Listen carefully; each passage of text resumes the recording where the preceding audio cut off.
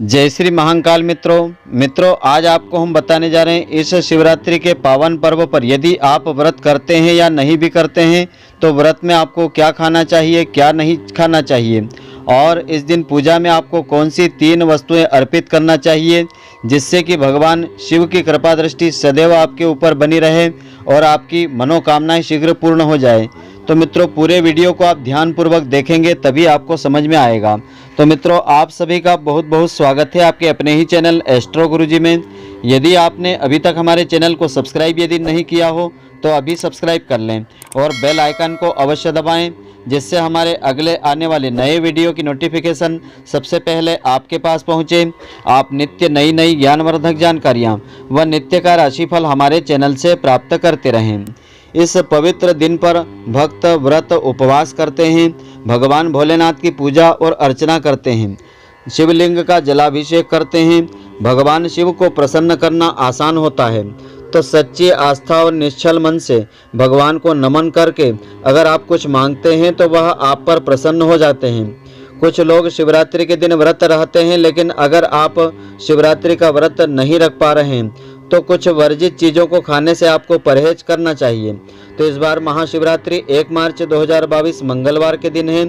इस अवसर पर अगर आप भगवान शिव जी को प्रसन्न करना चाहते हैं तो अन्न ग्रहण न करके आप व्रत रख सकते हैं। तो आपको पता होना चाहिए कि शिवरात्रि के पावन पर्व पर आप क्या खा सकते हैं और क्या आपको नहीं खाना चाहिए। तो चलिए आगे हम जानते हैं शिवरात्रि के दिन किन चीज़ों का परहेज आपको करना चाहिए और कौन सी वस्तुओं का आप प्रयोग कर सकते हैं। तो शिवरात्रि के व्रत में आपको क्या खाना चाहिए, तो सबसे पहली चीज़ इसमें फलों का सेवन आपको करना चाहिए।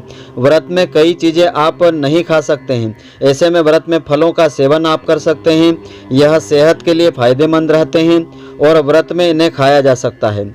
शिवरात्रि के व्रत में आप केला, संतरा, सेब, लीची, अनार आदि के फलों का सेवन कर सकते हैं, लेकिन इनका भोग लगा करके आपको सेवन करना चाहिए। इसके अलावा ठंडाई का सेवन आप कर सकते हैं। व्रत में पेय पदार्थों का सेवन जरूर करना चाहिए। चाय पीने से आपको बचना चाहिए, लेकिन दूध से बनी ठंडाई आप ले सकते हैं।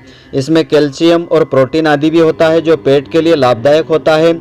सादा दूध न पीकर उसमें ड्राई फ्रूट्स, केसर, इलायची वाला दूध आप पी सकते हैं। शिवरात्रि में पानी का भरपूर सेवन भी आप कर सकते हैं।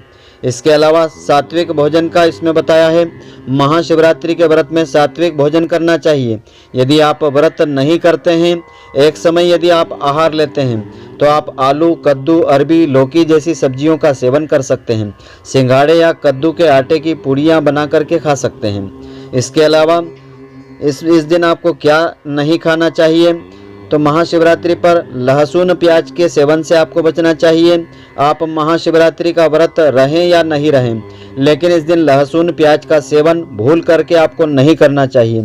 तो पवित्र दिनों में लहसुन प्याज नहीं खाना चाहिए, इसलिए भोजन आदि बनाते समय लहसुन प्याज का प्रयोग उसमें आपको बिल्कुल नहीं करना चाहिए। और सफ़ेद नमक का प्रयोग भी इसमें आपको नहीं करना चाहिए। सफ़ेद नमक केमिकल वाला होता है, इसे शुद्ध नहीं माना जाता है, इसलिए अगर व्रत रखें तो सफ़ेद नमक का सेवन आप बिल्कुल नहीं करें। सफ़ेद नमक की जगह आप सेंधा नमक, काले नमक का प्रयोग कर सकते हैं। इसे फलाहार में आप प्रयोग कर सकते हैं। इस दिन तली भुनी चीज़ों का प्रयोग करने से आपको बचना चाहिए। व्रत में अधिक तला भुना खाने से भी आपको बचना चाहिए। कई लोगों को तला भुना खाना ही पसंद होता है और वह व्रत में भी इसका सेवन करते हैं, लेकिन उपवास में तला भुना खाने से पेट दर्द, गैस, अपच की समस्या हो जाती है, इसलिए इनका सेवन बेहद ही कम करना चाहिए। तो तली वस्तुओं का प्रयोग करने से आपको इस दिन बचना चाहिए, जिससे कि आपका स्वास्थ्य बेहतर हो और ईश्वर की आराधना में आपका मन ठीक से लगा रहे। और शिवरात्रि के व्रत में मांसाहार और भारी भोजन खाने से पूरी तरह आपको परहेज करना चाहिए। भोजन में प्याज, लहसुन का प्रयोग आपको भूल करके नहीं करना चाहिए। जिन लोगों को गैस या एसिडिटी की समस्या हो तो वह व्रत के दिन चाय और कॉफ़ी का सेवन बिल्कुल आप नहीं करें। व्रत में साधारण नमक का प्रयोग बिल्कुल आप नहीं करें, इसकी जगह सेंधे नमक, काले नमक का प्रयोग आपको करना चाहिए। व्रत में मदिरा पान करने से विशेष रूप से आपको बचना चाहिए। शिवरात्रि के व्रत में आप अनार या संतरे का जूस पी सकते हैं। ऐसा करने से शरीर में पानी की कमी नहीं होती है और एनर्जी बनी रहती है। ज़्यादा से ज़्यादा पानी आपको पीना चाहिए ताकि आपको डिहाइड्रेशन जैसी समस्या का सामना नहीं करना पड़े। व्रत के दिन आप मखाने और मूंगफली को हल्के से घी में फ्राई करके उसमें सेंधा नमक मिला करके प्रयोग कर सकते हैं। व्रत में मीठी चीज़ें आप खा सकते हैं, जिसमें गाजर या लौकी की खीर बना करके उसे प्रयोग में ले सकते हैं। तो ज़्यादातर लोग इस दिन साबूदाने या खिचड़ी या खीर आदि खाते हैं। इसकी वजह से इसका बहुत ही प्रोटीन युक्त होने के कारण साथ ही खाने में स्वाद भी होता है। तो इसका प्रयोग भी आप इस दिन कर सकते हैं। दूध से बनी वस्तुओं का विशेष रूप से इस दिन आप प्रयोग कर सकते हैं। और महाशिवरात्रि के दिन फलों में खरबूज और तरबूज भी खा सकते हैं। इससे शरीर में जल की मात्रा संतुलित रहती है। डिहाइड्रेशन की समस्या इससे नहीं होती है। तो अपनी डाइट में कीवी को भी आप शामिल कर सकते हैं, जो आपके शरीर की प्रतिरोधी क्षमता को बढ़ाने में मदद करती है। लेकिन डायबिटीज रोगी इसका सेवन बिल्कुल नहीं करें। आप खाने के बाद दही भी खा सकते हैं, जिससे पेट संबंधी कोई समस्या नहीं होती है। जीरा पानी को पीना इस दिन नहीं भूलें, क्योंकि यह एसिडिटी की समस्या से आपको बचाता है। सिर्फ उपवास के समय ही नहीं बल्कि नियमित रूप से लेने से भी इसकी आदत आपको डाल लेना चाहिए। इसको बनाने के लिए 1 गिलास पानी में जीरा पाउडर डाल करके 5 मिनट तक उबाल करके जीरा पानी आप बना सकते हैं। तो गुड़ का प्रयोग भी इस दिन आप कर सकते हैं। गुड़ में आयरन होता है, जो आपको दिन भर काम करने के लिए एनर्जी से भरपूर रखने की क्षमता रखता है। शरीर में शक्ति यह प्रदान करता है।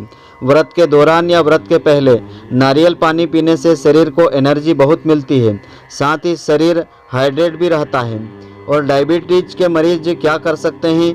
डायबिटीज के मरीजों को उपवास करने से बचना चाहिए।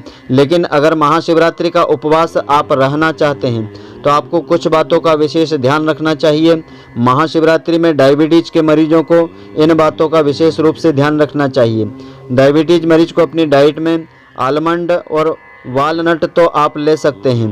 दूध या लौकी या सब्जी बनाकर खा सकते हैं, क्योंकि यह आपके शरीर में जल की मात्रा को कम होने नहीं देता है, साथ ही पेट को भी शांत रखता है। और इसके अलावा छाछ और दही का प्रयोग आप कर सकते हैं। महाशिवरात्रि उपवास के बाद आपको क्या करना चाहिए? महाशिवरात्रि का उपवास हो या कोई भी व्रत हो, अक्सर लोगों के दिमाग में यह सवाल रहता है कि व्रत की समाप्ति के बाद हमको क्या खाना चाहिए और क्या नहीं खाना चाहिए। तो आइए अब हम जानते हैं महाशिवरात्रि उपवास के बाद आपको क्या लेना चाहिए। खाने की शुरुआत एक बाउल पपीता या फल खा करके आपको करना चाहिए। तो डायबिटीज के रोगी भी इस फल का सेवन कर सकते हैं।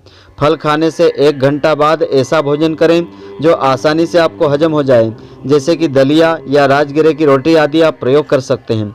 अक्सर लोग उपवास के बाद साबूदाने की खिचड़ी आदि खाते हैं, लेकिन यह डायबिटीज मरीजों के लिए अच्छी नहीं मानी गई है, क्योंकि इसमें ग्लिसेमिक इंडेक्स ज़्यादा होता है, जो इनके लिए हानिकारक हो सकता है।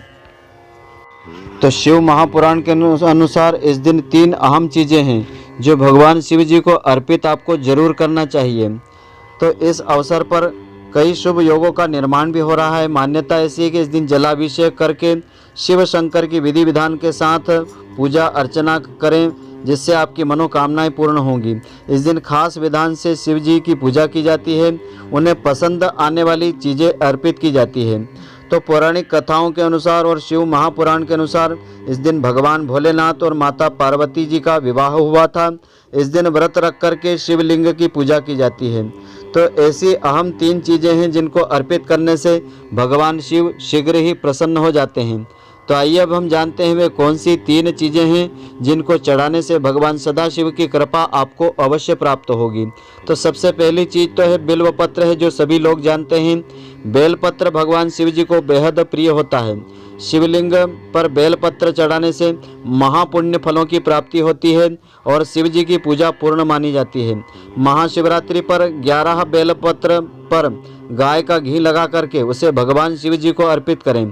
बेलपत्र चढ़ाते हुए ओम नमः शिवाय मंत्र का जाप करते रहें। तो माना जाता है कि ऐसा करने से भगवान भोलेनाथ प्रसन्न होते हैं और मनचाहा वरदान भी देते हैं। महाशिवरात्रि के दिन भगवान भोलेनाथ को पंचामृत से जरूर स्नान करवाना चाहिए। शिवलिंग पर पंचामृत से अभिषेक करें। आप दूध, घी, दही, शहद और चीनी मिश्रित करके भगवान भोलेनाथ को अर्पित करें। आप चाहें तो पृथक पृथक इनसे स्नान करवा सकते हैं, तो इसका अनंत गुना फल प्राप्त होता है। माना जाता है कि पूरे मन से शिव शंभू की पूजा करें तो वे जरूर प्रसन्न हो जाते हैं। और मान्यता ऐसी है कि महाशिवरात्रि पर कुमारी कन्याएं दिन भर व्रत रख करके भगवान शिव शंकर का पंचामृत से अभिषेक करके विधि विधान से पूजा करती है तो भगवान उन्हें योग्य और मनचाहा वर देते हैं। इसके अलावा तीसरी चीज़ है धतूरा। धतूरे का महत्व बहुत ज़्यादा होता है। महादेव शिव शंभू को धतूरा बहुत ही अत्यंत प्रिय होता है। महादेव की पूजा में धतूरे का प्रयोग जरूर किया जाता है। इसके बिना उनकी पूजा पूरी नहीं मानी जाती है। महाशिवरात्रि के दिन भी भक्त धतूरा जरूर अर्पित करें। शिवलिंग का अभिषेक करके बेलपत्र धतूरा चढ़ाना बहुत ही शुभ माना जाता है। इससे भगवान शिव शीघ्र प्रसन्न होते हैं और मनचाहा वरदान भी देते हैं। तो मित्रों, आशा करता हूँ कि आपको हमारी यह ज्ञानवर्धक जानकारी पसंद आई होगी। यदि आपको पसंद आई हो तो आप हमारे वीडियो को लाइक व शेयर अवश्य करें। धन्यवाद। जय श्री कृष्ण मित्रों, फिर मिलेंगे।